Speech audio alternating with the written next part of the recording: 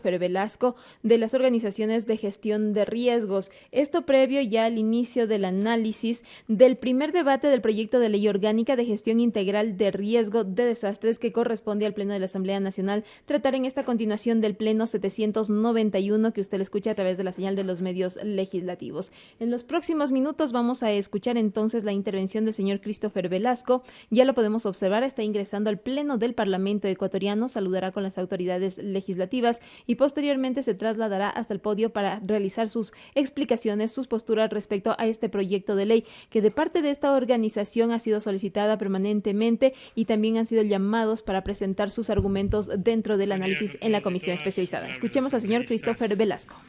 Buscaría tener 5 minutos de su atención, puesto que los 17 millones de ecuatorianos vivimos expuestos en una condición de riesgo permanente, que 14 años después de la promulgación de la Constitución de la República podemos normar un sistema nacional descentralizado y que es una deuda pendiente que ha tenido este poder del Estado en promover una ley que permita organizar, regular, normar la acción de los diferentes niveles de articulación del Ejecutivo, tanto también de los gobiernos autónomos descentralizados. Pero asambleístas, ¿por qué es importante tener una ley de gestión de riesgos? Porque frente a cada evento adverso que se produce en el territorio, a cada crisis que tiene el país, a cada emergencia,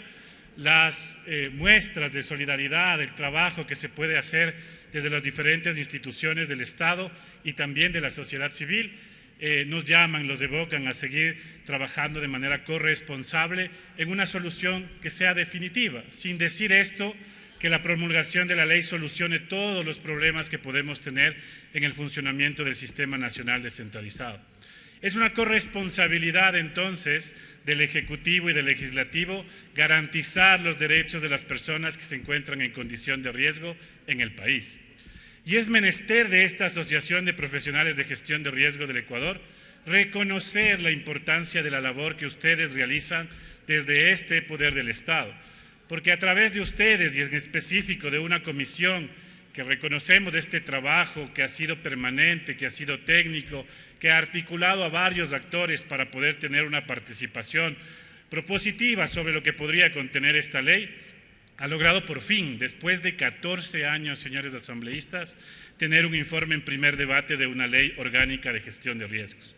Y no podremos estar de acuerdo con todos los planteamientos que esta ley pueda contener, siempre serán perfectibles, mejorables, está sujeto también al veto del Ejecutivo, pero lo más importante y lo más trascendente es que cuando lo hacemos de manera responsable, los diferentes poderes del Estado, la sociedad civil, la academia y por sobre todo las personas que han sido afectadas son escuchadas para poder dar respuesta a esas demandas, tenemos mucha mejor posibilidad de tener una normativa que se aplique, que no sea enunciativa y que sobre todo mejore la política pública de gestión de riesgos en el país.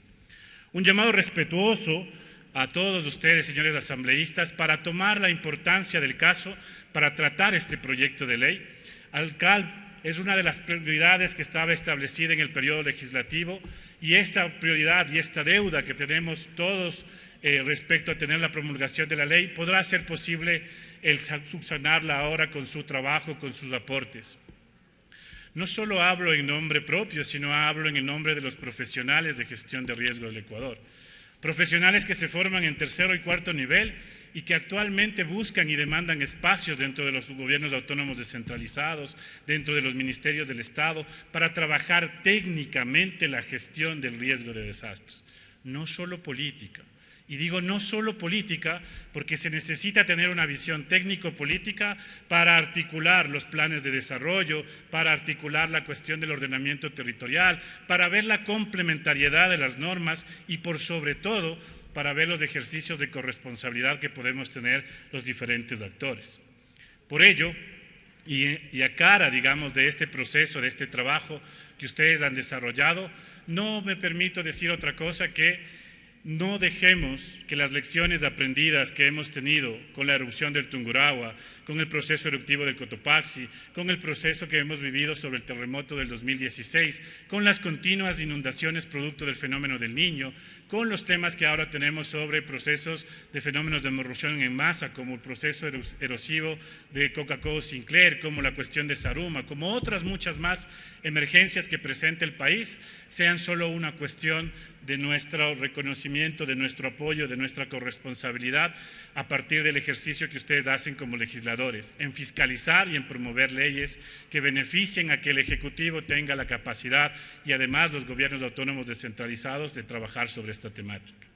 Finalizo en decir que para nosotros lo más importante es que entendamos que solo cuando juntamos las capacidades de los diferentes actores podríamos hacer procesos que sean más sostenidos en el tiempo. En este sentido, el día de ayer, y agradecemos también al presidente de la comisión, el asambleísta Narváez, quien bien ha tenido establecer también un proceso de coordinación para poder tener un laboratorio de política pública en el cual podamos discutir 17 organizaciones de la sociedad civil, academia vinculada en el IAEN, en la Flaxo, establecida en la Universidad Central del Ecuador y otras instituciones que se van sumando, para que también la cooperación internacional, la cooperación técnica alemana, el PNUD, que ha colaborado muy fuertemente en este proceso, sigan sumando iniciativas que no repitan y que no hagan que la vulnerabilidad de este territorio siga construyendo mayor nivel de exposición frente al riesgo de desastres. Para determinar, digamos, no es un favor el que reclaman casi 1.400.000 personas que habitan en zonas de riesgo.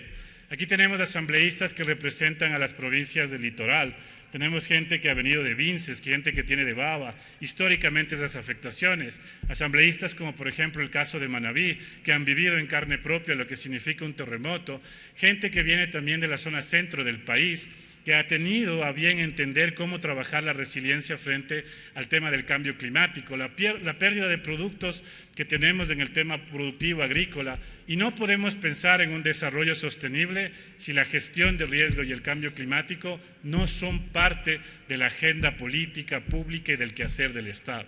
Si queremos garantizar derechos y el 13 de octubre queremos demostrar cuánto hemos trabajado en la reducción del riesgo de desastres al conmemorarse el Día Internacional de la Reducción del Riesgo de Desastres,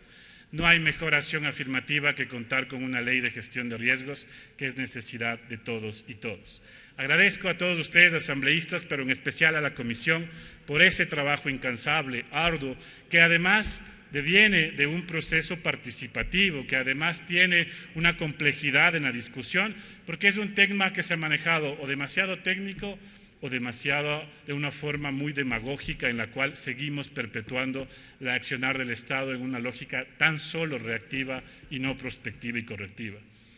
Esta ley nos va a permitir construir política pública no de gobierno, señores asambleístas, sino una política pública de Estado, porque el riesgo es una constante que atacará a estas generaciones y a las futuras, y es responsabilidad de todos garantizar el derecho a una vida sana, saludable, segura y sobre todo con mayor bienestar y dignidad. Muchísimas gracias a todos y todas.